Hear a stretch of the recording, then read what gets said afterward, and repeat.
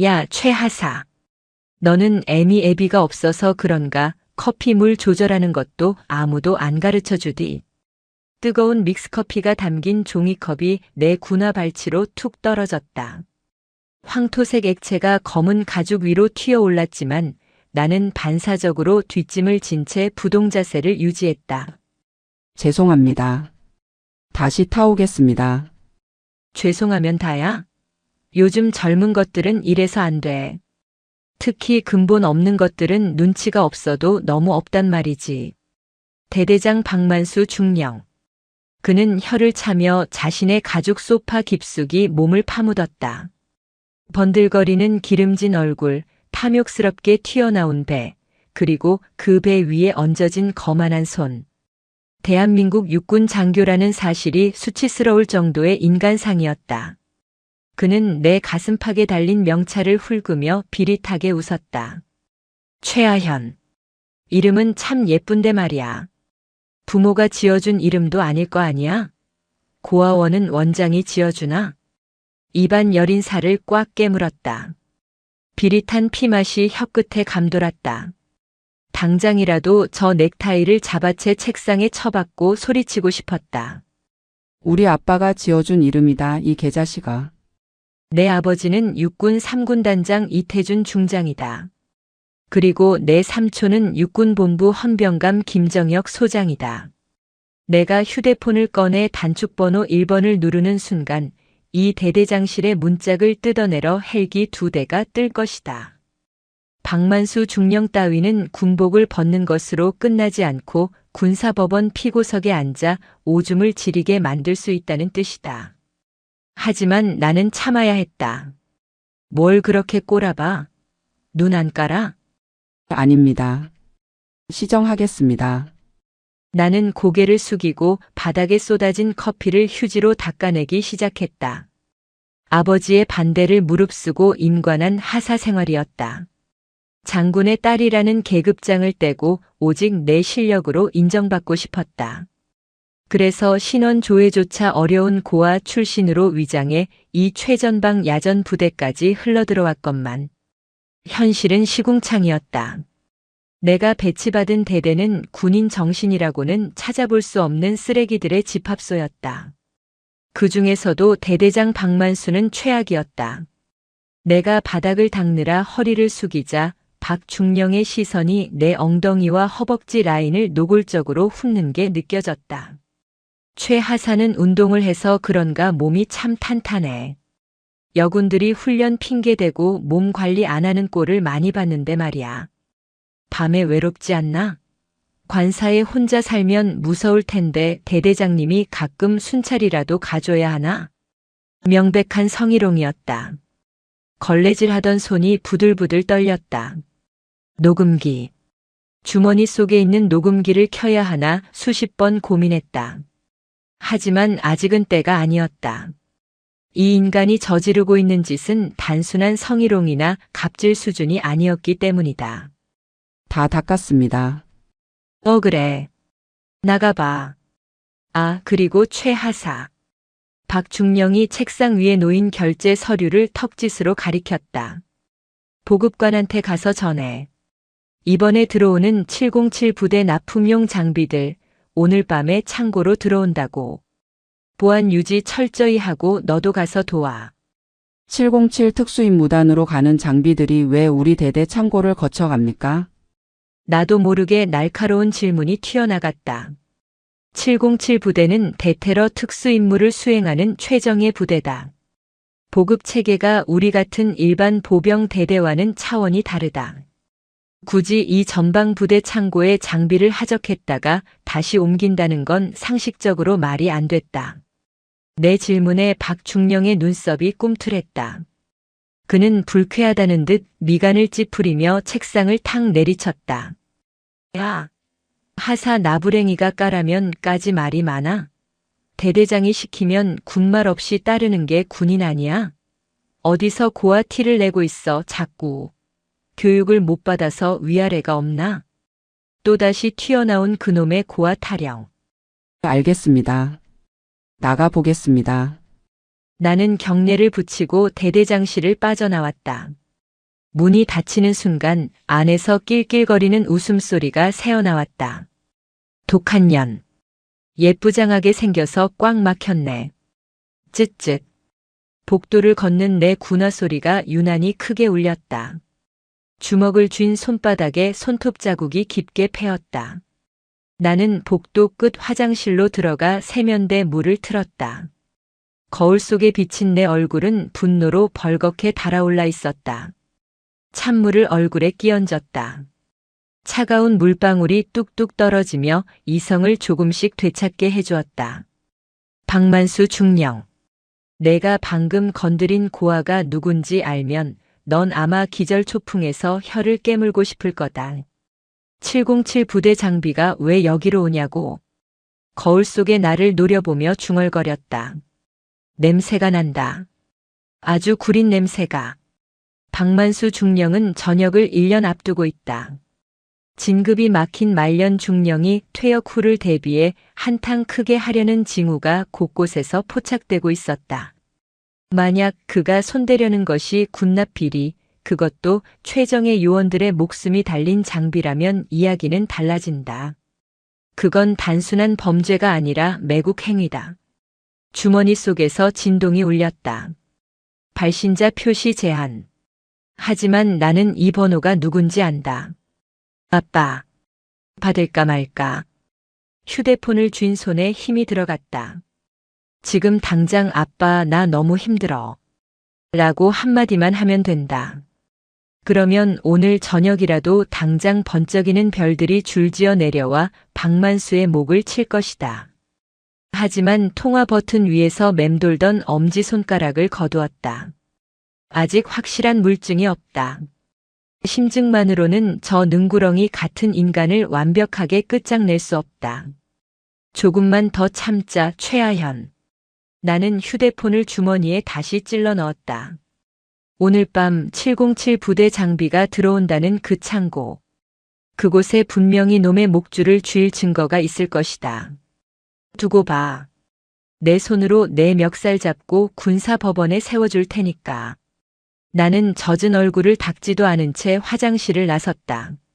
싸늘하게 식은 눈빛이 복도의 어둠을 갈랐다. 전쟁은 이미 시작되었다.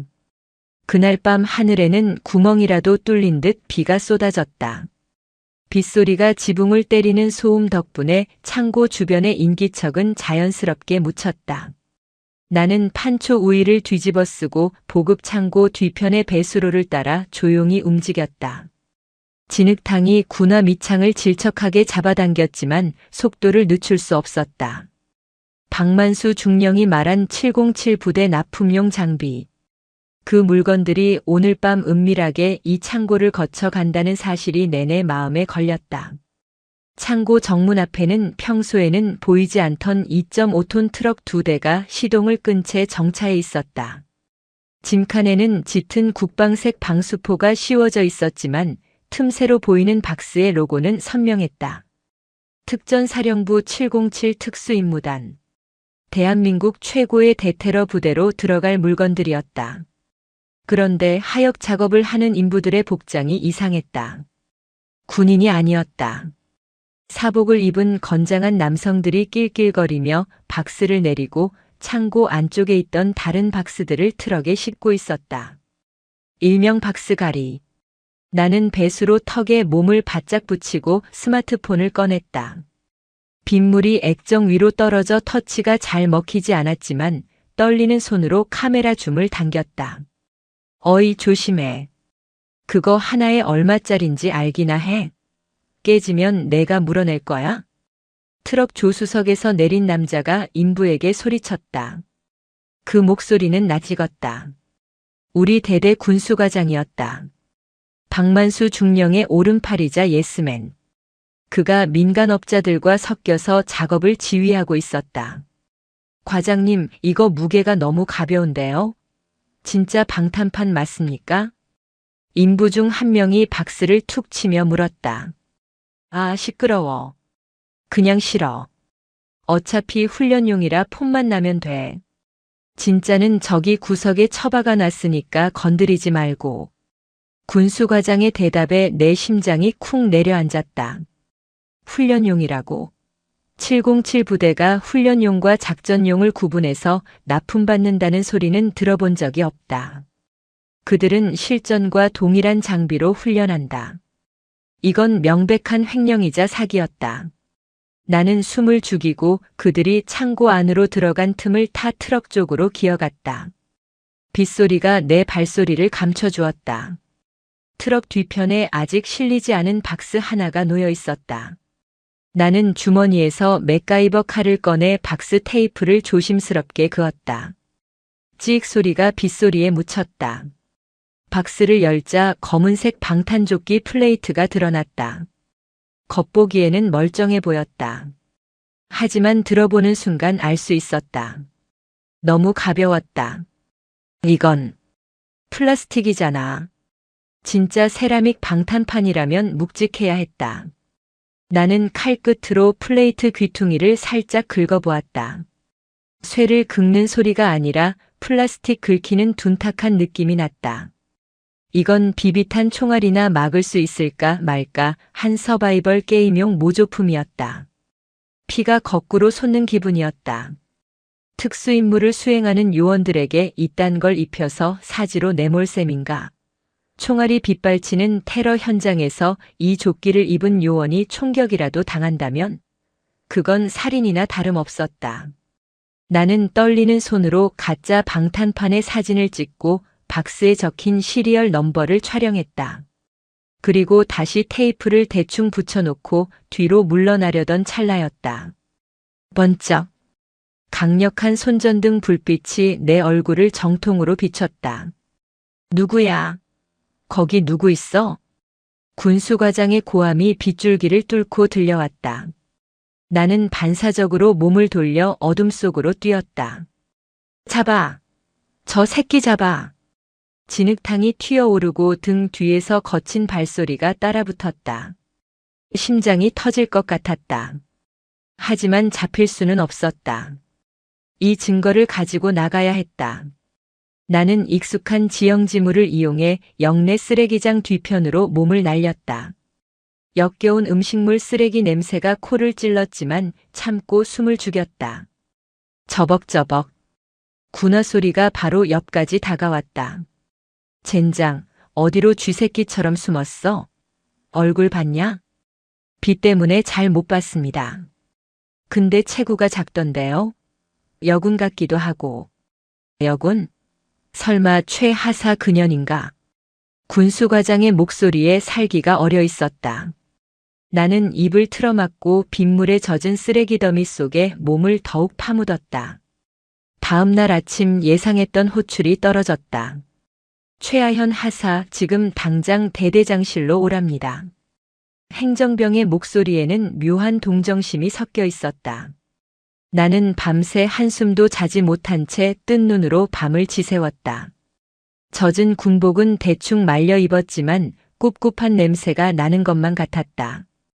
주머니 속의 스마트폰에는 어젯밤 찍은 사진들이 고스란히 저장되어 있었다.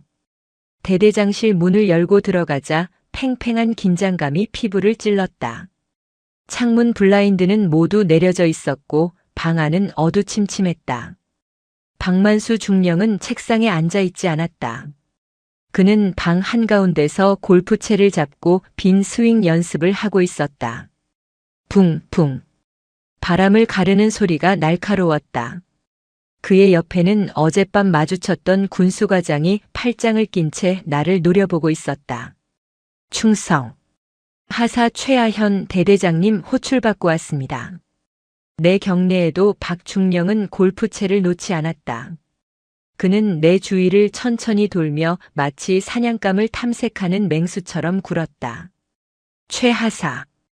어젯밤에 뭐 했나? 숙소에서 쉬었습니다. 쉬었다. 그래, 쉬었겠지. 그런데 우리 군수과장이 어젯밤 창고 근처에서 쥐새끼 한 마리를 봤다는데 말이야. 그 쥐새끼가 흘리고 간 게 있어. 박중령이 턱짓하자 군수과장이 책상 위에서 무언가를 집어 던졌다. 내 이름이 적힌 주기표였다. 판초 위에 안쪽에 붙여두었던 명찰이 어딘가에 걸려 떨어진 모양이었다. 아차 싶었지만 표정을 관리했다. 이게 왜 거기 있는지 모르겠습니다. 분실한 지 꽤 됐습니다. 거짓말. 예고도 없이 날아든 둔탁한 충격에 내 몸이 휘청거렸다. 비명조차 지르지 못했다. 박중령이 휘두른 골프채 헤드가 내 정강이를 강타했다. 뼈가 울리는 고통이 뇌수를 타고 올라왔다. 나는 바닥에 무릎을 꿇고 말았다. 아, 어디서 뻔한 거짓말을 해?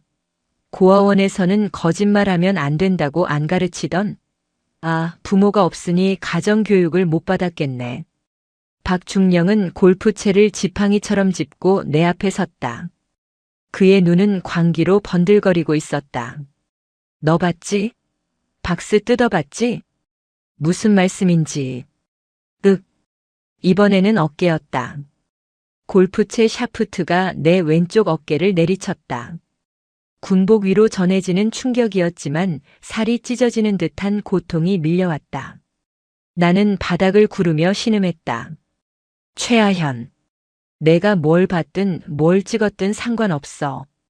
어차피 내 말 믿어줄 사람 여기 아무도 없어. 너 같은 근본 없는 계집의 말을 믿을까 아니면 이 부대 지휘관인 내 말을 믿을까? 그는 골프채로 내 턱을 들어 올렸다. 차가운 금속의 감촉이 턱 끝에 닿았다. 휴대폰 내놔. 나는 떨리는 손으로 주머니를 감싸쥐었다. 이걸 뺏기면 끝이다. 내 마지막 보루였다. 못 드립니다. 이건 사유재산입니다. 사유재산? 야, 군수과장. 뺏어. 군수과장이 달려들었다. 나는 저항하려 했지만 부상당한 다리와 어깨로는 역부족이었다. 군수과장은 내 팔을 꺾고 주머니에서 휴대폰을 강제로 꺼냈다. 비밀번호 풀어. 박중령이 골프채를 들어 올리며 위협했다. 이번에는 머리를 칠 기세였다. 나는 입술을 피가 나도록 깨물며 그를 노려보았다. 이러시면 군법 회부감입니다. 군법? 하하. 야, 얘가 법을 찾는다. 내가 여기서 죽어서 나가면 자살인지 사고산지 누가 알겠어? 어차피 찾을 가족도 없잖아. 그 말이 내 가슴을 후벼 팠다. 가족이 없다는 착각. 그 오만함이 저 인간을 괴물로 만들었다. 나는 결국 비밀번호 패턴을 풀어줄 수밖에 없었다. 박중령은 갤러리에 들어가 어젯밤 찍은 사진들을 보며 혀를 찼다. 사진도 참 꼼꼼하게 찍었네. 기자해도 되겠어. 그는 삭제 버튼을 누르고 휴지통까지 완벽하게 비웠다. 그리고는 내 휴대폰을 바닥에 내동댕이 치고 골프채로 내려 찍었다. 액정이 산산조각 나며 파편이 튀었다. 자, 이제 증거는 없네. 박중령은 부서진 휴대폰을 발로 툭 찼다. 나가봐. 그리고 명심해. 입 한 번 뻥긋하면 그땐 진짜 다리 하나 병신으로 전역하게 될 줄 알아. 아니지, 의가사 제대도 감지덕지하게 만들어주지. 군수품 횡령죄로 헌병대에 넘겨버릴 테니까. 나는 깨진 휴대폰 조각을 쥐고 절뚝거리며 대대장실을 나왔다. 피가 나지 않았는데도 온몸이 찢겨나간 듯 아팠다. 육체적 고통보다 더 참을 수 없는 것은 모멸감이었다. 아빠, 삼촌. 머릿속에 두 사람의 얼굴이 스쳐 지나갔다. 지금 당장이라도 소리쳐 부르고 싶었다. 하지만 증거가 사라졌다. 이 상태로 놈들을 고발해봤자 박만수는 빠져나갈 구멍을 만들어둘 것이다. 더 확실한 한 방이 필요했다. 복도를 걷는데 눈앞이 흐릿했다. 눈물이 아니었다. 분노였다. 소문은 발보다 빨랐다. 대대장실에서 나온 지 1시간도 채 되지 않아 부대 내에는 내가 보급 창고에서 물건을 훔치려다 걸려서 대대장에게 참교육을 당했다는 소문이 파다하게 퍼졌다. 저기 봐. 최하사야. 도둑질하다 걸렸다며? 와, 진짜? 생긴 건 멀쩡하게 생겨서 손버릇이 나쁘네.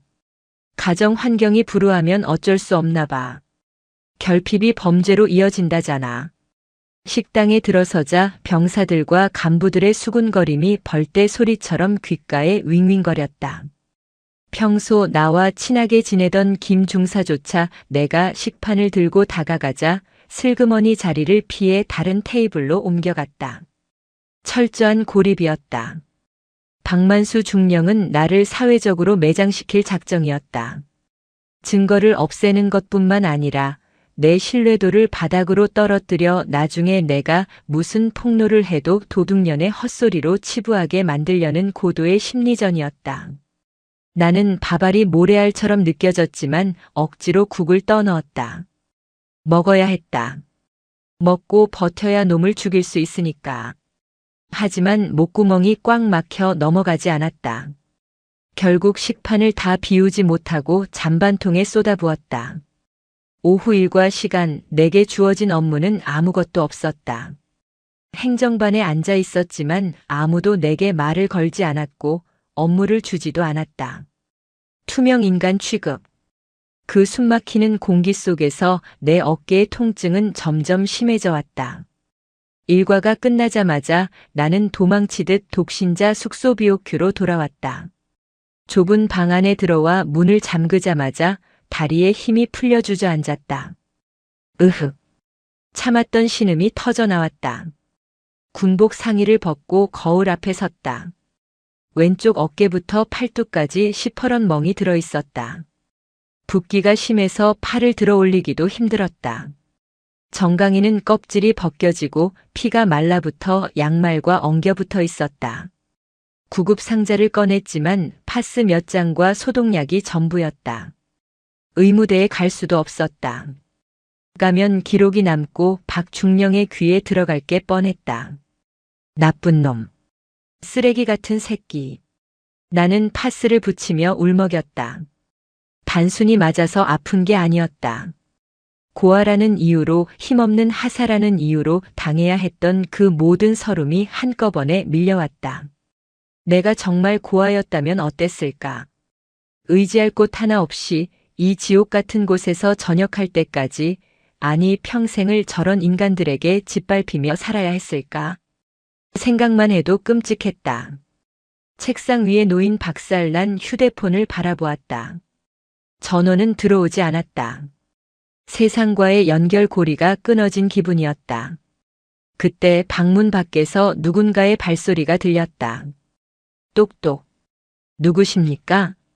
나는 황급히 군복을 챙겨 입으며 물었다. 최하사 나야. 김중사. 아까 식당에서 나를 피했던 김중사였다.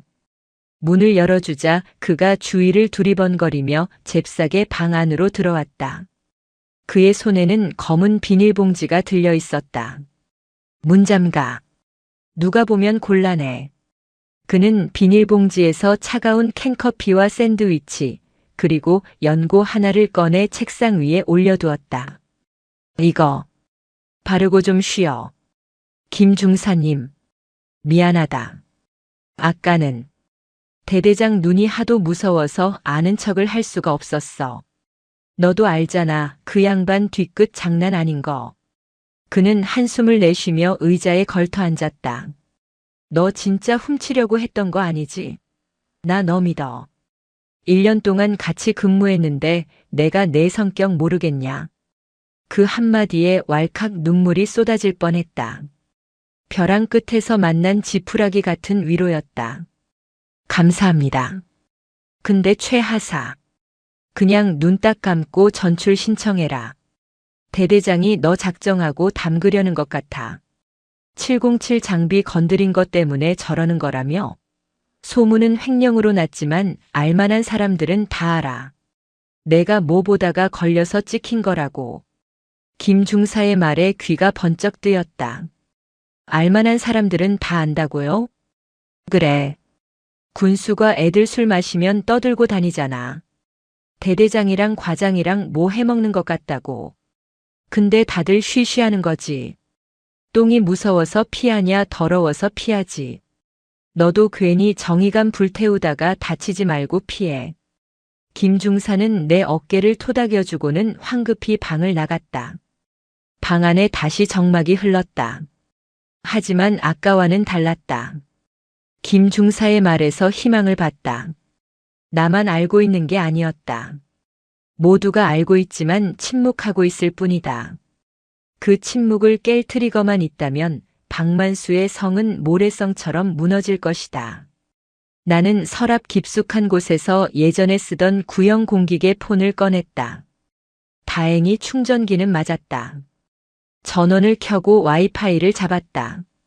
메신저 앱을 깔고 로그인을 했다.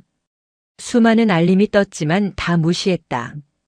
나는 주소록에서 우리 아빠라고 저장된 번호를 찾지 않았다. 대신 다른 번호를 검색했다. 김정혁 소장님. 나의 삼촌이자 헌병감. 비리 수사의 귀신. 아빠에게 연락하면 당장 군단을 이끌고 쳐들어오시겠지만 그건 감정적인 복수가 될 수도 있다. 하지만 삼촌은 다르다. 삼촌은 법과 규정으로 놈을 뼈와 살을 분리해 놓을 수 있는 사람이다. 나는 떨리는 손가락으로 메시지 창을 열었다. 그리고 길게 쓰지 않았다. 삼촌, 나 아현이. 707 납품 장비 비리 증거 찾다가 대대장한테 골프채로 맞았어. 휴대폰도 부서졌고. 나 좀 구해줘. 전송 버튼을 눌렀다. 일이 사라지기까지는 채 3초가 걸리지 않았다. 곧바로 화면에 보이스톡 요청이 떴다. 나는 심호흡을 하고 통화 버튼을 눌렀다. 아현아, 너 지금 어디야? 몸은?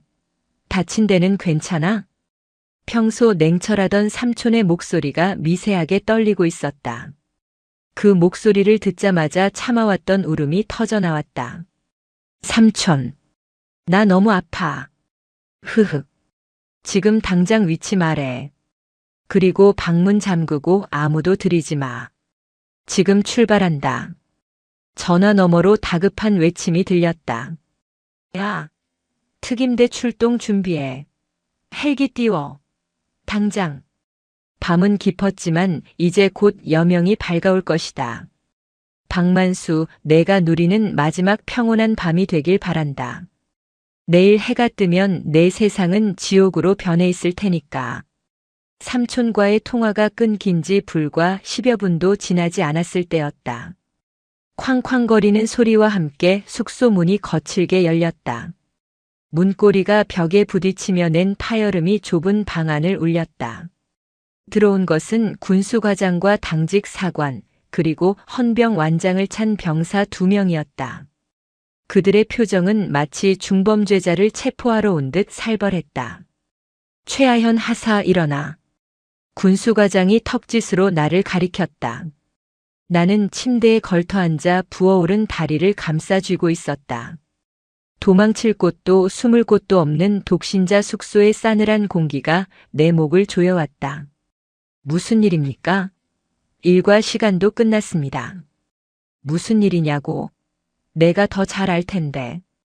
대대장님 지시다. 군수품 횡령 및 상관 모욕 혐의로 영창 입창 대기다. 따라와. 영창. 그 단어가 주는 무게감에 심장이 쿵 내려앉았다. 정식 징계위원회가 열리기도 전에 신체의 자유를 구속하겠다는 건 나를 아예 외부와 차단해 입을 막아버리겠다는 의도였다.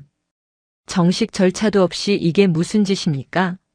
혐의가 입증된 것도 아니지 않습니까? 시끄러워. 대대장이 까라면 까는 거짓말이 많아. 야, 얘 끌어내. 헌병 병사들이 쭈뼛거리며 다가왔다. 그들도 내심 이 상황이 부당하다는 걸 알고 있는 눈치였지만 장교인 군수과장의 명령을 거역할 수는 없었을 것이다. 병사 하나가 내 팔을 잡으려 하자 나는 거칠게 그 손을 뿌리쳤다. 내 발로 갑니다. 손대지 마세요. 나는 욱신거리는 정강이 통증을 참으며 자리에서 일어났다.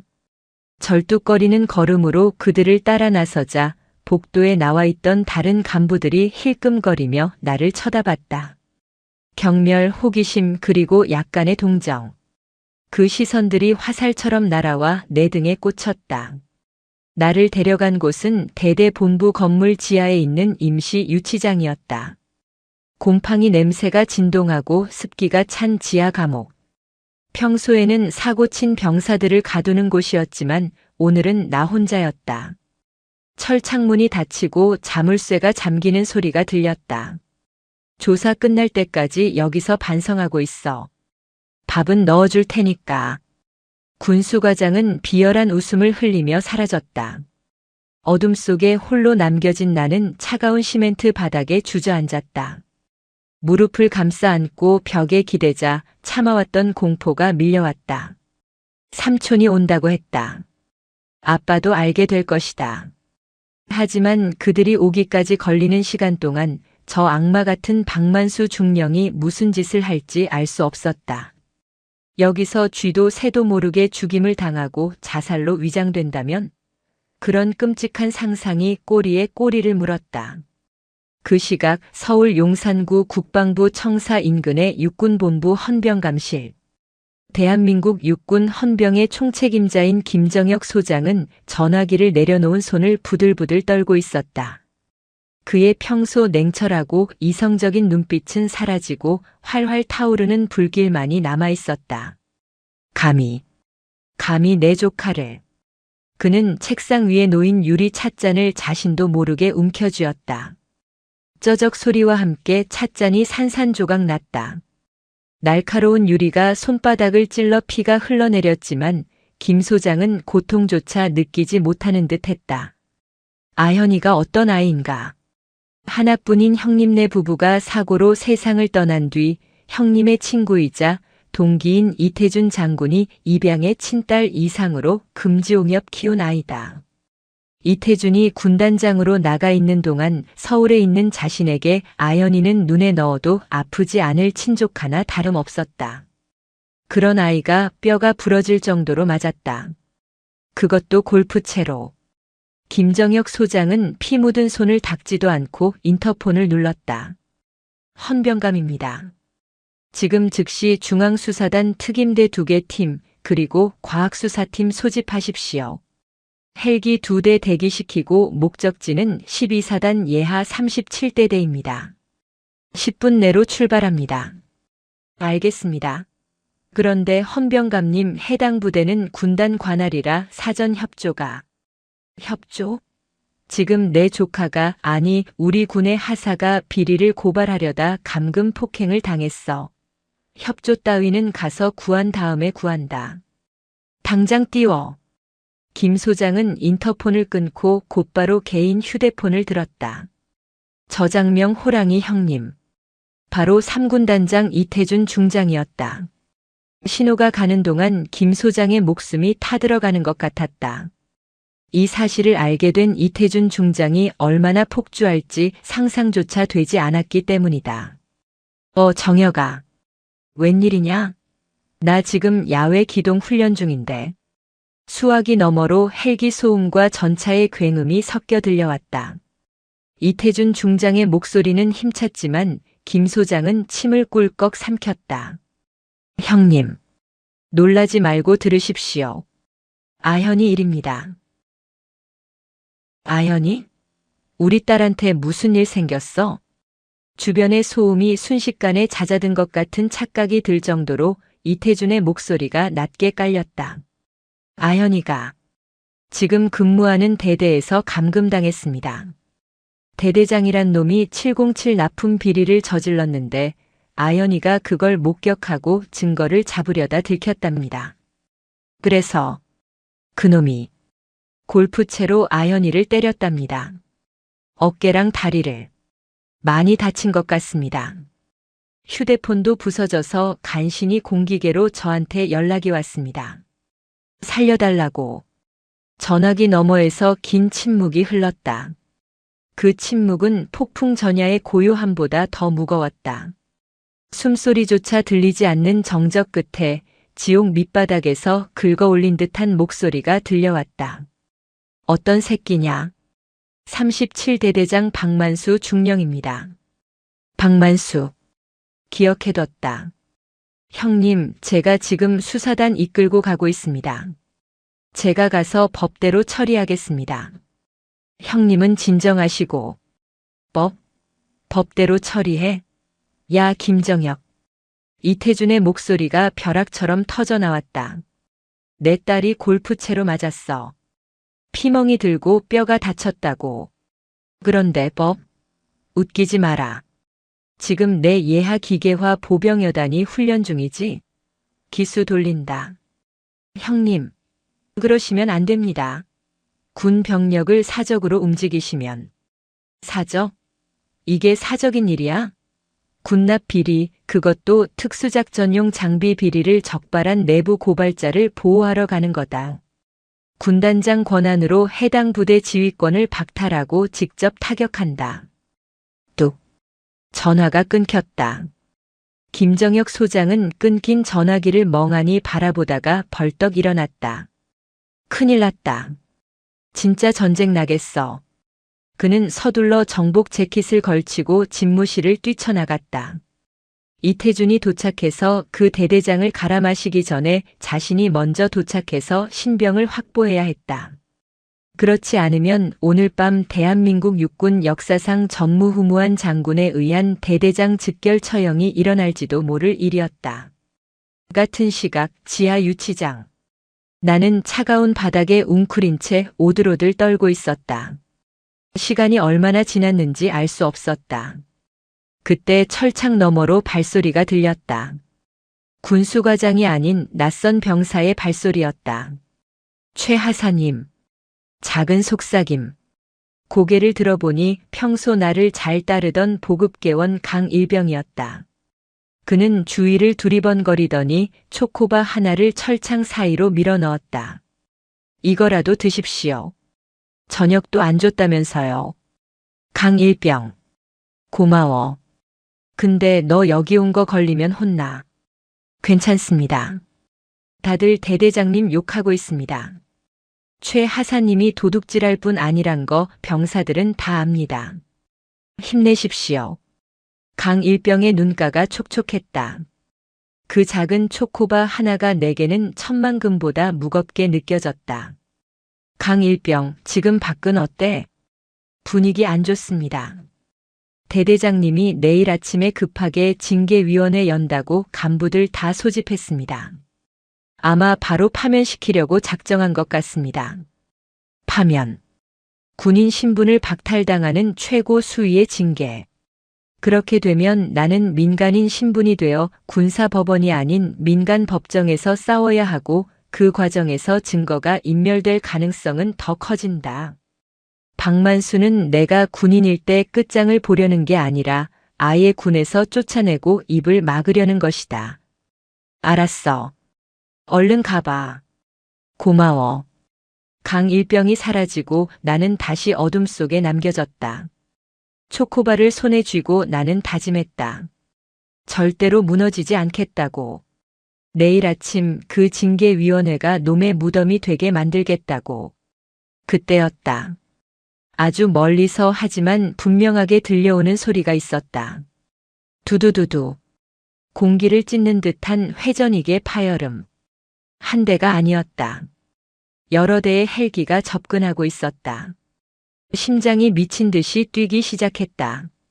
박만수 중령은 대대장실 소파에 다리를 꼬고 앉아 양주를 들이켜고 있었다. 그의 앞에는 작전과장과 군수과장, 그리고 그에게 아부하는 몇몇 대위들이 앉아 있었다. 좋다. 야, 내일 징계위 서류는 완벽하지? 예, 대대장님. 횡령 목격자 진술서부터 재고 부족 현황까지 완벽하게 맞춰놨습니다. 최 하사가 아무리 발버둥 쳐도 꼼짝 못할 겁니다. 군수과장이 비굴하게 웃으며 서류 뭉치를 흔들었다. 건방진년. 어디서 감히 내 뒤를 캐? 고아 주제에 군대 밥 좀 먹여줬더니 주인 무서운 줄 모르고. 박중령은 안주로 나온 육포를 씹으며 킬킬거렸다. 그는 자신의 계획이 완벽하다고 믿었다. 707 부대 납품건으로 챙긴 뒷돈은 이미 차명 계좌로 세탁해 두었고 불량품은 이미 트럭에 실려 떠났다. 최아현이 찍은 사진도 다 지웠으니 증거는 없다. 내일 아침 그녀를 불명예 제대시키고 나면 모든 게 끝나는 것이다. 근데 대대장님, 아까부터 밖이 좀 소란스러운 것 같습니다. 작전과장이 창가 쪽을 기웃거리며 말했다. 소란스럽긴. 바람 소리겠지. 한 잔 더 해. 박중령이 잔을 채우려던 순간 창문이 덜덜 떨릴 정도의 굉음이 가까워졌다. 그제야 술에 취한 박중령의 귀에도 그 소리가 들렸다. 두두두두두두. 일반적인 헬기 소리가 아니었다. 대규모 기동 헬기 편대가 저공 비행할 때나 나는 엄청난 소음이었다. 뭐야? 오늘 야간 비행 훈련 있었어? 박중령이 인상을 찌푸리며 자리에서 일어났다. 그때 행정반의 인터폰이 미친 듯이 울렸다. 통신보안 37대대 지휘통제실입니다. 뭐? 어디라고? 야, 똑바로 말해. 당직 사령의 다급한 고함이 복도까지 들려왔다. 박중령이 문을 열고 나가려는데 당직 사령이 하얗게 질린 얼굴로 뛰어왔다. 네. 대대장님, 큰일 났습니다. 뭔데 호들갑이야. 구 군단 사령부에서 UH-60 헬기 편대가 우리 부대로 진입 중이랍니다. 그리고 육군본부 헌병대 차량도 위병소를 통과했답니다. 뭐? 군단이랑 육본? 갑자기 왜? 박중령의 술기운이 확 달아났다. 군단장이 온다고? 육본 헌병대가? 사전에 아무런 통보도 없었다. 이건 정기 감사가 아니다. 작전이다. 저 헬기가 착륙합니다. 누군가의 외침에 박중령은 창문으로 달려갔다. 연병장의 모래바람을 일으키며 검은색 블랙호크 헬기 2대가 내려앉고 있었다. 헬기의 옆면에는 선명한 별 3개, 성판이 번쩍이고 있었다. 3스타? 군단장님이 직접? 박중령의 다리가 후들거렸다. 그는 급하게 군복 상의를 챙겨 입으며 소리쳤다. 야, 다들 뭐해? 나가서 영접 준비해. 아니, 왜 갑자기 오신 거야? 그는 거울을 보며 삐뚤어진 넥타이를 고치려 했지만 손이 너무 떨려서 제대로 되지 않았다. 불길한 예감이 등줄기를 타고 흘렀다. 혹시 최하사일이 새어나간 건가? 아니야, 그럴 리 없어. 걔는 폰도 뺏겼고 갇혀있잖아. 박중령이 허둥지둥 연병장으로 뛰어나갔을 때 헬기의 로터는 멈추지 않고 계속 돌아가고 있었다. 강한 바람에 눈을 뜨기 힘들었지만 그는 헬기 문이 열리는 곳을 향해 거수 경례를 올릴 준비를 했다. 충성 37대대장 중령 박만수 군단장님의 방문을 환. 그의 목소리는 헬기 소음에 묻혔다. 하지만 그보다 더 그를 압도한 것은 헬기에서 내린 인물들의 기세였다. 가장 먼저 내린 것은 완전 무장한 헌병 특수임무대 SDT 대원들이었다. 검은 대테러복을 입고 소총을 든 그들은 순식간에 박중령과 간부들을 포위했다. 박중령이 당황하여 뒷걸음질 쳤다. 그리고 뒤이어 내린 인물. 베레모를 깊게 눌러쓴 중년의 남성. 어깨에는 은색 별 3개가 번쩍이고 있었다. 3군단장 이태준 중장이었다. 그의 표정은 사람이 아니었다. 먹잇감을 노리는 호랑이, 아니 건드려서는 안 될 영린을 건드린 용의 분노 그 자체였다. 그의 뒤를 이어 또 다른 헬기에서 별 2개를 단 장군이 내렸다. 헌병감 김정혁 소장이었다. 박중령은 숨이 턱 막혔다. 군단장과 헌병감이 동시에 그것도 한밤중에 무장병력을 이끌고 대대급 부대에 들이닥치다니. 이건 전시 상황이나 다름없었다. 이태준 중장은 박중령의 경례를 받지도 않고 성큼성큼 다가왔다. 군화 발소리가 박중령의 심장을 밟는 듯 했다. 자네가 박만수인가? 이태준의 목소리는 낮았지만 헬기 소음을 뚫고 박중령의 고막을 때렸다. 예, 그렇습니다, 군단장님. 내 딸 어디 있나? 예. 박중령은 자신의 귀를 의심했다. 딸? 누구 딸? 군단장 딸이 여기 있다고. 못 들었나? 내 딸 최아현 하사 어디 있냐고 물었다. 쿵. 박중령의 머릿속에서 거대한 종이 울렸다. 최아현. 고아라던 최아현. 백 없고 돈 없어서 만만하게 보고 괴롭혔던 그 최아현이 군단장의 딸이라고. 그게 무슨. 최하사는 고아. 닥쳐. 옆에 있던 김정혁 소장이 소리쳤다. 내 놈이 고아라고 무시하고 골프채로 때린 그 아이가 내 조카이자 군단장님의 따님이다. 지금 당장 최하사 데려와. 아니, 내가 직접 간다. 특임대. 지하 유치장으로 이동한다. 김 소장의 지시에 특임대원들이 본청 건물로 뛰어들어갔다. 박중령은 다리에 힘이 풀려 그 자리에 주저앉고 말았다. 바지가 축축하게 젖어 들어갔다. 망했다. 이건 꿈이야. 말도 안 돼. 잠시 후 지하에서 특임대원들의 부축을 받으며 절뚝거리는 누군가가 걸어 나왔다. 흑투성이가 된 군복, 헝클어진 머리카락, 그리고 퉁퉁 부은 한쪽 눈. 최아현이었다. 이태준 중장의 눈이 딸의 모습을 보는 순간 크게 흔들렸다. 그는 뛰어가듯 다가가 딸을 와락 끌어안았다. 천하의 맹장이라 불리는 그의 눈에서 굵은 눈물이 떨어졌다. 아현아. 늦게 와서 미안하다. 아빠가 너무 늦었어. 아빠.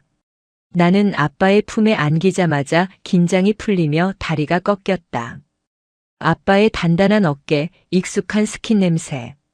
지옥 같던 하루가 끝나고 비로소 안전한 곳에 왔다는 안도감이 밀려왔다. 나 진짜 죽는 줄 알았어.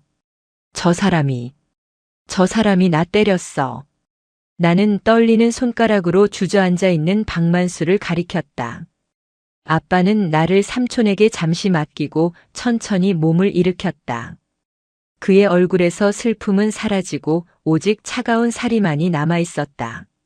이태준 중장은 박만수에게 걸어갔다. 박만수는 덜덜 떨며 뒷걸음질 쳤지만 뒤에는 이미 헌병들이 버티고 있었다. 군단장님, 살려주십시오. 저는 정말 몰랐습니다. 한 번만 용서해 주십시오. 몰랐으면. 이태준 중장이 박만수의 멱살을 잡아 번쩍 들어올렸다. 몰랐으면 힘없는 부하를, 그것도 여군을 짐승처럼 패도 된다는 거냐? 퍽. 이태준 중장의 주먹이 박만수의 얼굴에 꽂혔다. 박만수는 비명과 함께 바닥을 굴렀다. 옥수수 털리는 소리와 함께 피 섞인 침이 튀었다. 이건 군단장으로서가 아니라 아버지로서 때린 거다. 군법은 헌병감이 집행할 테니 걱정 마라. 넌 오늘부로 군인이 아니다. 김정혁 소장이 품 안에서 서류 봉투를 꺼내 박만수의 얼굴 위로 던졌다. 흩날리는 종이들 사이로 사진들이 보였다. 박스가리를 하는 현장 사진, 가짜 방탄조끼 성분 분석표, 그리고 박만수의 차명 계좌 내역까지.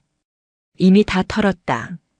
내가 빼돌린 돈으로 산 그 골프채, 압수물 1호로 챙겨갈 테니 그리 알아라. 주변에 있던 작전과장과 군수과장, 대위들은 사색이 되어 고개를 받고 있었다. 그들 역시 공범으로 곧 체포될 운명이었다. 연병장을 가득 메운 헬기의 서치라이트 불빛 아래 박만수는 처참하게 무너져 있었다. 나는 삼촌의 부축을 받으며 그 광경을 지켜보았다. 아픈 몸은 여전했지만 가슴 속 체증이 뻥 뚫리는 기분이었다. 아빠가 다시 내게로 다가왔다. 그는 내 멍든 어깨를 조심스럽게 어루만지며 말했다. 가자, 아현아. 집에 가자. 응, 아빠. 나는 눈물을 닦고 고개를 끄덕였다. 헬기에 오르기 전 나는 마지막으로 박만수를 내려다보았다. 그는 헌병들에게 양팔이 잡혀 개처럼 끌려가고 있었다. 계급장 떼고 붙자고. 아니, 계급장 붙이고 제대로 붙으니까 넌 아무것도 아니었어. 헬기가 굉음을 내며 다시 하늘로 솟아올랐다. 발 아래로 작아지는 37대대의 모습이 보였다. 내일 아침이면 이곳은 완전히 뒤집히고 새로운 지휘관과 함께 정화될 것이다. 그리고 나 역시 이제 더 이상 숨어 지내는 고아 하사가 아니라 당당한 군인 최하연으로 다시 시작할 것이다. 밤하늘의 별들이 유난히 밝게 빛나고 있었다. 마치 내 앞날을 비추는 것처럼. 헬기의 로터 소리가 잦아들었지만 연병장의 공기는 여전히 살얼음판 같았다. 37대대 연병장은 한밤중임에도 대낮처럼 환했다. 헬기에서 비추는 서치라이트와 헌병 특임대 차량의 눈부신 헤드라이트가 박만수 중령과 그 일당들을 비추고 있었다. 나는 아버지의 부축을 받아 헬기에 오르려다 멈칫했다. 이 장면을 똑똑히 봐두고 싶었다. 나를 지옥으로 몰아넣었던 저 인간들이 바닥으로 추락하는 꼴을 내 눈에 새겨야만 지난 1년간의 악몽을 털어낼 수 있을 것 같았다. 아빠, 잠깐만. 그래. 보고 가자. 내가 당한 만큼, 아니 그 이상으로 갚아주는 걸 봐야지. 아버지는 내 어깨를 감싸 안으며 고개를 끄덕였다. 연병장 주변으로 내복 차림의 병사들이 하나둘씩 모여들고 있었다. 생활관에서 자다가 헬기 소리에 깬 병사들이었다. 그들은 겁에 질린 표정이었지만 상황을 파악하고 나서는 눈빛이 달라졌다. 평소 그들을 괴롭히던 대대장이 개처럼 무릎 꿇고 있는 모습. 병사들의 눈에 통쾌함이 서리기 시작했다. 헌병감인 삼촌 김정혁 소장이 박만수 앞으로 걸어갔다.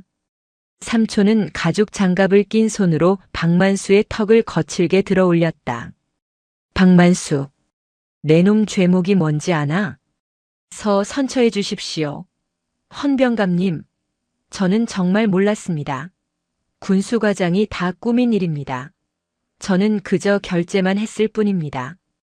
박만수는 비굴하게 옆에 엎드려 있는 군수과장을 손가락질했다. 방금 전까지 내 오른팔이라며 챙기던 부하를 가차없이 팔아넘기는 추악한 모습이었다. 그 말을 들은 군수과장이 억울하다는 듯 고개를 번쩍 들었다. 대대장님, 그게 무슨 말씀입니까? 대대장님이 시키셨지 않습니까? 707 부대 납품건으로 한탕에서 퇴직금 챙겨야 한다고 저한테 짝퉁 업체 알아보라고 지시한 게 누굽니까? 이 새끼가 어디서 거짓말을 해? 내가 언제 그랬어? 녹음 파일 다 있습니다. 대대장님이 뒷돈 받은 거 제가 세탁해서 전달해 드렸지 않습니까? 서로 물고 뜯는 아기 다툼. 그 꼴을 지켜보던 삼촌이 싸늘하게 비웃었다. 아주 볼만하구만. 의리라고는 눈꼽만큼도 없는 놈들. 그래, 녹음 파일이 있다고 했나? 아주 훌륭한 증거네. 특임대장. 예. 헌병감님. 검은색 대테러복을 입은 특임대장이 굵은 목소리로 복창하며 다가왔다. 이놈들 전원 긴급 체포해. 죄목은 군형법상 군용물 절도, 업무상 횡령, 특수폭행, 협박, 그리고 상관 모욕 및 하극상이다. 하극상이라니요? 억울합니다. 박만수가 발악하듯 소리쳤다. 최 하사가 군단장님 따님인 줄 몰랐습니다. 알았으면 제가 미쳤다고 그랬겠습니까? 모르고 한 건 하극상이 아니지 않습니까? 그 순간 옆에 서 있던 아버지가 참지 못하고 다시 앞으로 나섰다. 장군의 정복이 바람에 펄럭였다. 아버지는 군화발로 박만수의 명치를 걷어찼다. 억소리와 함께 박만수가 뒤로 나뒹굴었다. 모르고 했으면 용서가 된다. 야, 이 새끼야. 내 딸인 걸 몰랐으면 힘없고 배경 없는 하사한테는 그래도 된다는 거냐? 내 놈이 입고 있는 그 군복이 부끄럽지도 않아? 부하를, 그것도 가장 약한 위치에 있는 부하를 보호하기는커녕 착취하고 폭행해. 너 같은 놈은 군인이 아니라 조폭만도 못한 양아치야. 아버지는 주위 병사들을 둘러보며 목소리를 높였다. 여기 있는 병사들도 봐라. 너희를 지휘하던 대대장이란 자가 자신의 비리를 덮기 위해 부하에게 누명을 씌우고 폭력을 행사했다. 이게 대한민국 장교의 수준이라고 생각하지 마라. 이놈은 썩은 고름이다. 내가 오늘 이 고름을 도려내러 왔다. 병사들 사이에서 웅성거림이 퍼졌다. 누군가가 작게 박수를 쳤다. 그 박수 소리는 순식간에 파도처럼 번져나갔다. 짝짝짝짝. 연병장을 가득 메운 박수 소리. 그것은 박만수에 대한 탄핵이자 정의 구현에 대한 환호였다.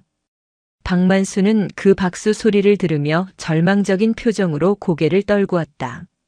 자신의 왕국이었던 37대대에서 그는 이제 가장 비참한 죄인이 되어 있었다.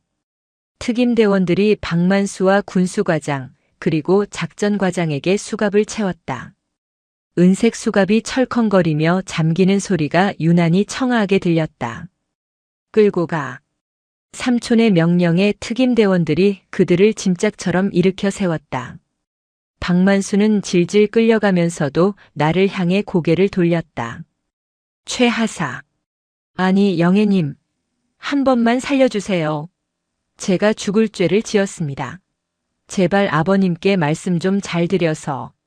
나는 그 추한 얼굴을 똑바로 응시했다. 어제까지만 해도 나를 벌레 보듯 하며 골프채를 휘두르던 자였다. 중령님. 아니, 박만수 씨. 내 목소리는 차분했지만 그 안에는 끓어오르는 분노가 담겨 있었다. 고아라서 가정교육 못 받았다고 하셨죠? 네, 저는 부모님 백 믿고 설치는 거 싫어서 숨기고 살았습니다. 그런데 당신이 가르쳐줬네요. 쓰레기한테는 쓰레기에 맞는 대우를 해주는 게 참교육이라는 걸요. 죄가 남김없이 다 받으세요. 감옥에서 썩어 문드러질 때까지. 박만수의 눈동자가 흔들리더니 이내 체념한 듯 빛을 잃었다. 그는 헌병 호송버스에 구겨지듯 태워졌다. 그와 함께 비리에 가담했던 간부들이 줄줄이 연행되었다. 연병장에 남은 것은 깨끗해진 공기와 멍하니 서 있는 병사들, 그리고 죄 없는 초급 간부들 뿐이었다. 아버지는 남아있는 부대원들을 향해 거수 경례를 올렸다. 미안하다.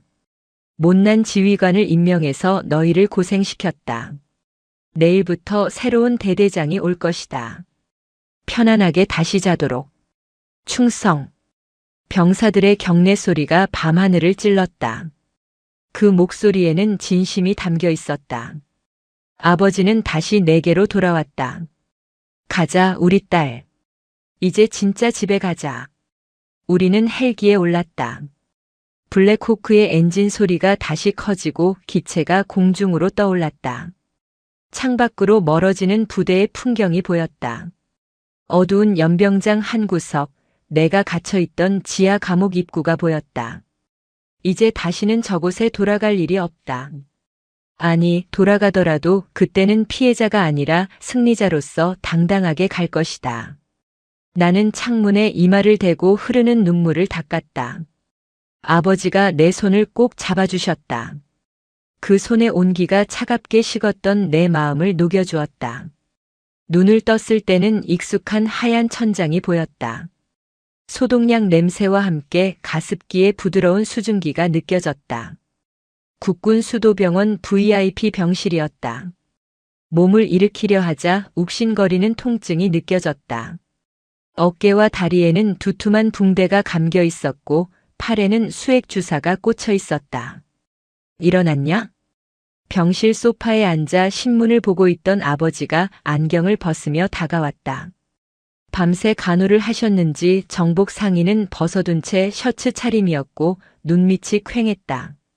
천하의 3군 단장이 딸의 병간호를 하느라 쪽잠을 잔 것이다. 아빠. 훈련은? 부대는 어쩌고 여기 있어? 지금 그게 중요하냐?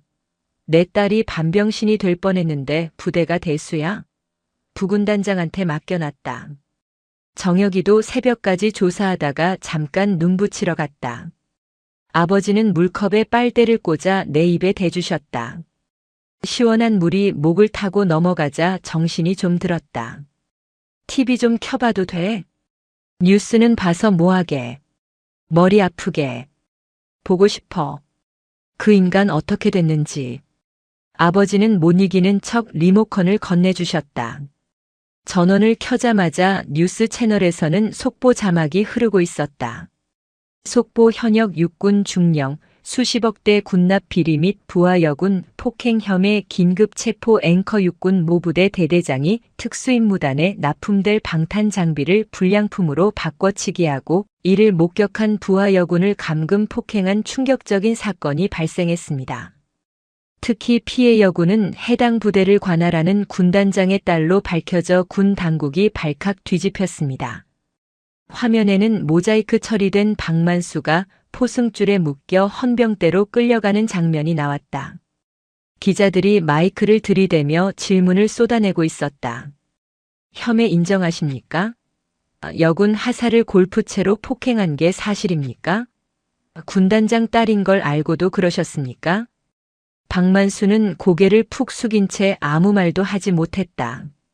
그 당당하고 오만하던 모습은 온데간데 없고 그저 초라한 범죄자 한 명이 있을 뿐이었다. 꼴 좋다. 나도 모르게 웃음이 나왔다. 저놈 헌병대 지하 조사실에서 아주 영혼까지 털리고 있다더라. 정혁이가 직접 신문하고 있어. 아버지의 말에 나는 눈을 반짝였다. 나 거기 가보고 싶어. 뭐? 안 돼. 요양해야지 어딜 간다고. 직접 가서 해줄 말이 있어. 내 입으로 마무리 짓고 싶어. 그래야 내 속이 풀릴 것 같아. 아빠 부탁이야. 나의 간절한 눈빛에 아버지는 한숨을 내쉬었다. 고집은 누굴 닮아서. 알았다. 대신 휠체어 타고 가. 삼촌한테는 내가 말해놓으마. 오후 2시.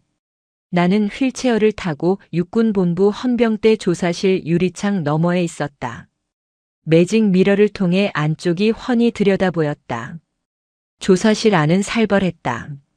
삼촌은 정복 상의를 벗고 와이셔츠 소매를 걷어붙인 채 서류 뭉치를 책상에 내리치고 있었다. 야, 박만수. 내가 빼돌린 돈으로 산 아파트, 차, 주식 다 압류 들어갔다. 내 마누라는 참고인 조사받으면서 이혼 소송 준비한다더라. 넌 이제 빈털터리의 전과자야. 박만수는 수척해진 얼굴로 멍하니 허공을 응시하고 있었다. 하루 만에 10년은 늙어 보였다. 그리고 707 부대 납품건. 그 중국산 플라스틱 방탄판. 그거 납품한 업체 대표가 불었어.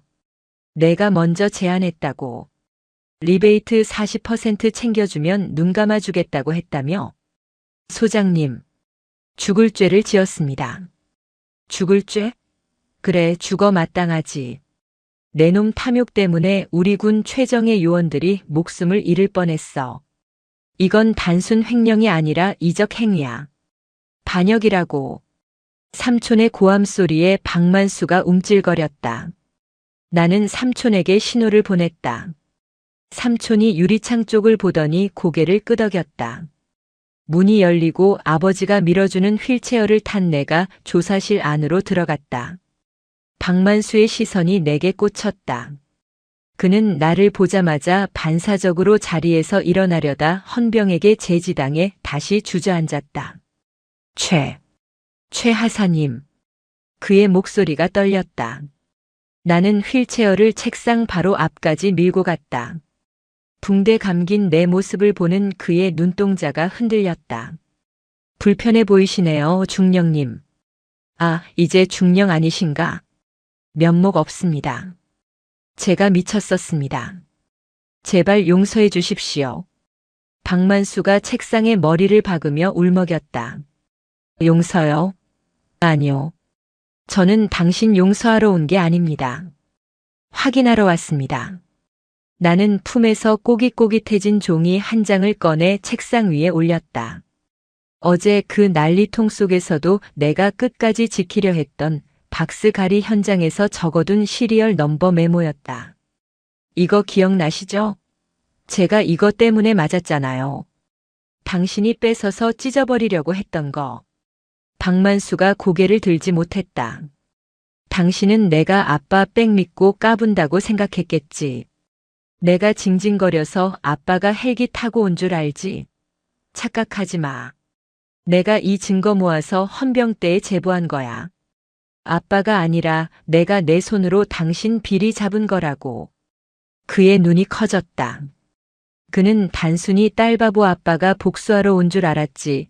내가 체계적으로 증거를 수집해 보고했다는 사실은 몰랐던 것이다. 나는 최하현 하사야. 이태준 딸이기 전에 대한민국 육군 부사관이라고.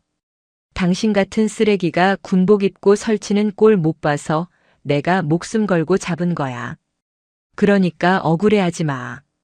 당신은 권력에 당한 게 아니라 정의에 당한 거니까.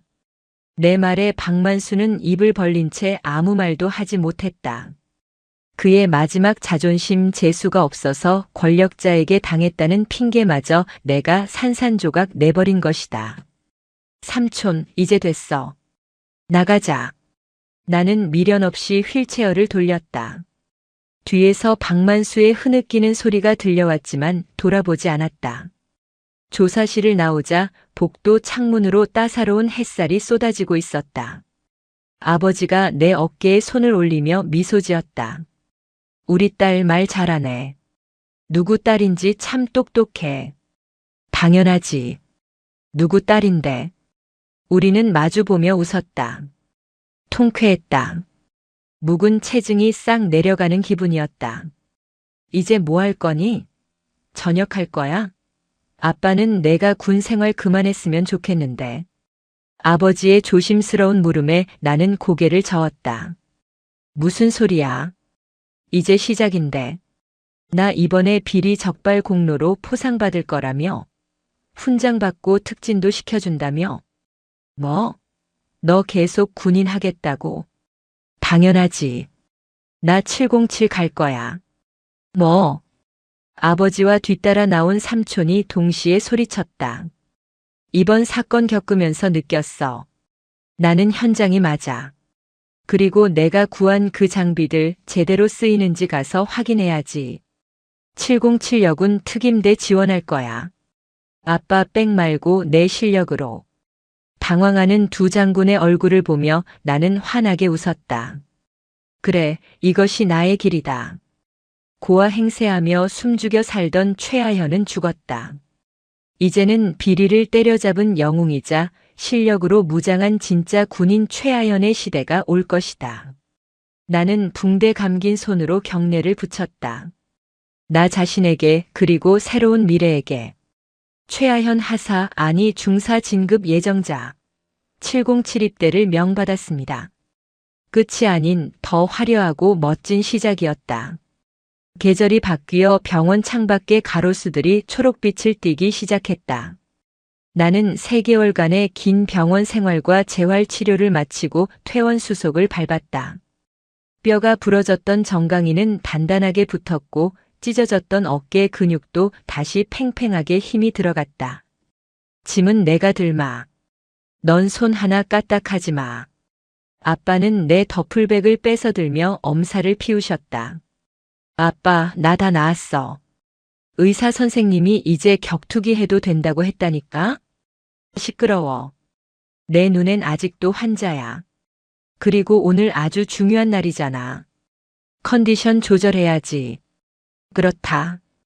오늘은 육군본부 대강당에서 포상 수여식이 있는 날이었다. 육군본부로 향하는 관용차 안에서 나는 말끔하게 다림질된 정복을 매만졌다. 어깨에는 하사 계급장이 아닌 새로 받은 중사 계급장이 달려 있었다. 이번 군납 비리 사건 해결의 공로를 인정받아 1계급 특진의 영광을 안게 된 것이다. 대강당은 수많은 장병과 취재진으로 가득 차 있었다. 단상에 오르자 눈부신 조명이 쏟아졌다. 육군 중사 최하현. 육군 참모총장이 직접 훈장을 내 가슴에 달아주었다. 묵직한 훈장의 무게가 느껴졌다. 귀관은 투철한 군인 정신으로 거대 군납 비리를 척결하고 군의 명예를 드높였다. 그 용기에 경의를 표한다. 감사합니다. 충성. 우렁찬 경례와 함께 뒤를 돌자 객석 맨 앞줄에 앉아있는 아빠와 삼촌이 보였다. 천하의 강철 군인이라 불리는 두 분이 손수건으로 눈가를 훔치고 있었다. 그 모습이 묘하게 웃기면서도 가슴 찡했다. 식이 끝나고 리셉션장이 열렸다. 그때 낯익은 얼굴들이 쭈뼛거리며 다가왔다. 37대대 보급계원 강일병과 예전 동료들이었다. 최 중사님. 강일병, 너 휴가 나왔어? 중사님 상 받으신다고 해서 포상 휴가 받아서 왔습니다. 진짜 축하드립니다. 강일병은 꽃다발을 건네며 울먹였다. 부대 정말 많이 바뀌었습니다. 새로 오신 대대장님은 합리적이시고 병사들 복지도 엄청 좋아졌습니다. 다 중사님 덕분입니다. 그 말을 듣는 순간 지난 1년간의 서름이 눈 녹듯 사라지는 것 같았다. 내가 흘린 피와 땀이 헛되지 않았다는 증거였다. 나는 강일병의 등을 두드려주며 웃었다. 고맙다. 남은 군 생활 건강하게 잘해라. 동료들과 인사를 나누고 돌아오는 길 나는 아빠와 삼촌을 조용한 벤치로 불렀다. 드릴 말씀이 있어요. 뭔데? 뭐 갖고 싶은 거 있냐? 차 사줄까? 아빠가 들뜬 목소리로 물었다. 나는 고개를 저으며 품에서 지원서 한 장을 꺼냈다. 특전사령부 707 특수임무단 선발 지원서. 지원서를 본 아빠의 눈이 동그랗게 커졌다. 너, 이거 진심이냐? 그냥 하는 소리가 아니었어? 응. 나 다리도 다 나았고 체력 측정 기록도 특급으로 만들어놨어. 37대대에서 겪은 일로 깨달은 게 있어. 비리를 잡는 것도 중요하지만 나는 현장에서 직접 뛰며 내 사람들을 지키는 게 더 좋아. 삼촌이 지원서를 뺏어들며 혀를 내둘렀다. 독한 녀석. 그 몸으로 언제 체력 검정 준비를 다 했냐? 형님 말려도 소용없겠는데요. 눈빛 좀 보세요. 형님 젊었을 때랑 판박이입니다. 아빠는 한참 동안 나를 바라보다가 깊은 한숨과 함께 미소를 지었다. 그래. 이태준 딸이 어디 가겠냐? 대신 약속해라. 아빠 백 믿고 들어갔다는 소리 안 나오게 수석으로 수료해. 안 그러면 내 딸이라고 어디 가서 자랑도 안 할 거니까. 당연하지. 수석은 따놓은 당상이야. 나는 지원서를 흔들며 자신만만하게 웃었다. 이제는 누군가의 딸이 아닌 대한민국 최고의 특수부대원이 되기 위한 새로운 도전이 시작되고 있었다. 6개월 후. 707. 안 되면 되게 하라. 진흙탕 속에서 거친 함성이 울려 퍼졌다. 707 특수임무단 선발 훈련의 마지막 관문인 지옥주 훈련장. 며칠째 잠 한숨 못 자고 밥도 제대로 못 먹은 교육생들의 몰골은 처참했다. 하지만 내 눈빛만은 형형하게 살아있었다. 온몸이 진흙 범벅이고 군복은 찢어졌지만 나는 가장 선두에서 30kg 군장을 메고 달리고 있었다. 12번 교육생. 힘들면 포기해. 너 아니어도 할 사람 많아. 교관이 옆에서 고래고래 소리를 지르며 정신력을 흔들었다. 아닙니다. 할 수 있습니다. 나는 악에 바친 목소리로 대답하며 속도를 높였다. 포기? 그 단어는 내 사전에 없다.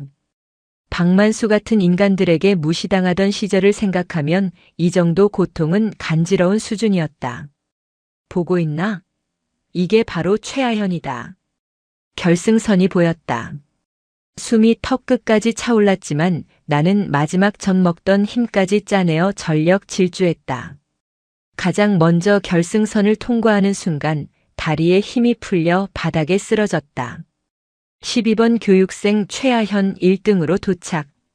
하늘이 핑 돌았다.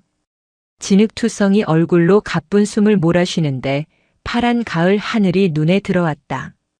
해냈다. 진짜 실력으로 그 누구의 도움도 없이 대한민국 최정예 부대의 일원이 된 것이다. 수료식 날 연병장에는 검은 베레모를 쓴 정예 요원들이 도열해 있었다. 나는 단상에 올라 교육생 대표로 수료 신고를 했다. 중사 최하현 2026년 10월 25일부로 707 특수임무단 전입을 명받았습니다. 이에 신고합니다. 충성. 단상 아래에서 흐뭇하게 바라보는 아빠와 삼촌의 얼굴이 보였다. 아빠는 이번에는 울지 않으려고 입술을 꽉 깨물고 계셨지만 이미 눈가가 붉어져 있었다. 수료식이 끝나고 외박을 나왔다. 메뉴는 내가 노래를 불렀던 소뚜껑 삼겹살. 식당 구석 자리에서 지글지글 고기 굽는 소리와 함께 소주잔 부딪히는 소리가 경쾌하게 울렸다. 우리 딸 진짜 장하다. 707이라니. 이제 아빠보다 싸움 더 잘하는 거 아니냐? 아빠가 상추쌈을 크게 싸서 내 입에 넣어주셨다. 에이, 아직 군단장님 따라가려면 멀었지. 근데 아빠 그 소식 들었어? 무슨 소식? 박만수 말이야. 삼촌이 빈잔에 술을 채우며 피식 웃었다. 아, 그 녀석. 징역 15년 확정났다. 항소했는데 기각됐어. 횡령 액수가 워낙 크고 죄질이 나빠서 판사도 혀를 내두르더군. 거기다 이혼당하고 위자료로 전 재산 다 털려서 출소해도 갈 곳 없는 신세야. 감옥에서 아주 모범수로 쥐 죽은 듯이 지내고 있다더라. 15년이라. 꽤 길래. 그것도 짧아. 내가 당한 거 생각하면 무기징역을 살려도 시원찮은데. 아빠는 여전히 분이 안 풀리는지 삼겹살을 우적우적 씹으셨다. 나는 소주 한 잔을 털어넣으며 시원하게 웃었다. 됐어. 이제 그 사람은 내 기억 속에서 아웃이야. 내 인생에 중요하지 않은 사람이니까. 오, 쿨한데? 역시 특수부대원은 멘탈이 달라. 삼촌이 엄지를 치켜 세웠다. 식당 텔레비전에서는 군 관련 뉴스가 나오고 있었다. 우리가 해결했던 방산 비리 사건 이후 군 내부 자정작용으로 장병들의 처우가 개선되고 있다는 훈훈한 뉴스였다. 화면 하단에 내 이름은 나오지 않았지만 나는 그것으로 충분했다. 세상은 변하고 있다. 그리고 그 변화의 시작점에 내가 있었다. 자, 건배하자. 우리 아현이의 새로운 시작을 위하여, 그리고 정의로운 대한민국 육군을 위하여. 세 사람의 잔이 경쾌하게 부딪혔다. 알싸한 소주가 목을 타고 넘어갔지만 끝맛은 달콤했다. 나는 창밖을 바라보았다. 거리에는 평화로운 일상을 보내는 사람들이 지나가고 있었다. 저 평화를 지키기 위해 나는 내일 다시 검은 베레모를 쓰고 훈련장으로 향할 것이다. 더 이상 외롭지 않다. 내 뒤에는 든든한 가족이 있고 내 옆에는 생사를 함께할 전우들이 있으며 내 안에는 그 무엇에도 꺾이지 않을 단단한 자부심이 있으니까. 행복하다. 나도 모르게 튀어나온 말에 아빠와 삼촌이 동시에 나를 바라보며 환하게 웃었다. 그 웃음이 세상 그 어떤 훈장보다 빛나 보였다. 이것이 나의 진짜 해피엔딩이다.